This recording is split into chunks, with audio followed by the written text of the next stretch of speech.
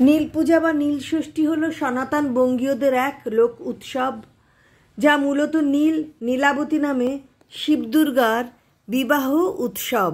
বাঙালি গৃহিণীরা নিজের সন্তানের মঙ্গল কামনায় নীরব সুস্থ জীবন কামনা করে নীল ষষ্ঠী ব্রত পালন করে থাকে। সাধারণত চৈত্র সংক্রান্তির চড়ক উৎসবের আগের দিন নীল পূজা অনুষ্ঠিত হয়ে থাকে। নীলের ঘরে দিয়ে বাতি, জল খাও গো পুত্রবতী। নীল ষষ্ঠী উপলক্ষে বাংলার লোকমুখে এই ছড়াটি প্রচলিত।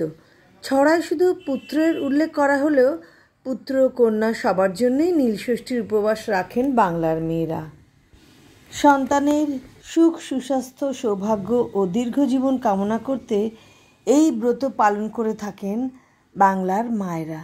সারাদিন ষষ্ঠীর উপবাস ও ব্রত রেখে সন্ধেবেলা শিবের মাথায় জল ঢালেন মায়েরা। কথায় বলে বাঙালির 12 মাসে 13 পার্বণ। এই 13 পার্বণের অন্যতম হল নীল ষষ্ঠীর ব্রত। নীল ষষ্ঠী পালনের প্রথা কিভাবে শুরু হলো সেই বিষয়ে একটি ব্রতকথা প্রচলিত আছে।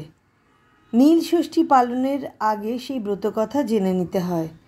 একদা এক অত্যন্ত ধর্মপ্রাণ ব্রাহ্মণ ও ব্রাহ্মণী ছিলেন।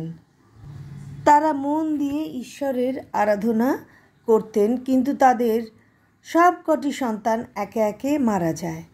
এই প্রচণ্ড আঘাতে ঈশ্বরের উপর থেকে বিশ্বাস হারিয়ে ফেলেন ব্রাহ্মণ ও ব্রাহ্মণী। তারা তখন নিজেদের ঘরবাড়ি ত্যাগ করে মনের দুঃখে কাশীবাসী হন।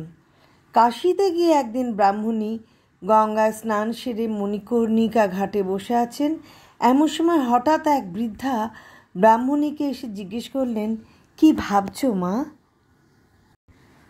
ব্রাহ্মণী তার সব সন্তানদের অকালে হারানোর দুঃখের কথা জানান ওই বৃদ্ধার কাছে। এত পুজো আরাধনা করেও তার সব কিছু বিফলে গেল বলেও চোখের জল ফেলেন তিনি।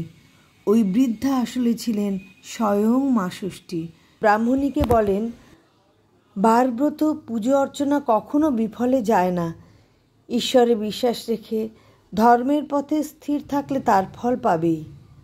ব্রাহ্মণী কখনো নীল ষষ্ঠীর ব্রত পালন করেছেন কিনা তা জিজ্ঞেস করেন তিনি।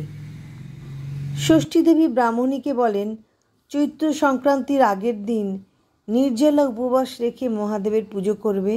সন্ধেবেলায় শিবের ঘরে বাতি জ্বালিয়ে তবেই জল খাবে। ষষ্ঠী বুড়ির কথা অক্ষরে অক্ষরে পালন করে ওই ব্রাহ্মণী ফের সন্তান লাভ করেন। সেই থেকেই সন্তানের মঙ্গল কামনা করে নীল ষষ্ঠীর ব্রত পালন করে আসছেন বাঙালি মায়েরা। নীলের পুজো আসলে মহাদেবের পুজো, সেই সঙ্গে দেবী ষষ্ঠীর পুজোও বটে। শিবের পছন্দের ফুল ধুতরা, আকন্দ, অপরাজিতা ফুলও মহাদেবের পছন্দ। কলকে ফুলেও পূজিত হন মহাদেব। বেলপাতা দিয়ে পুজো করা হয়। সঙ্গে লাগে দুধ, দই, গঙ্গামাটি, বেলপাতা, গঙ্গাজল। নীল ষষ্ঠীর দিন মহা আড়ম্বরে মন্দিরে মন্দিরে পূজিত হন মহাদেব।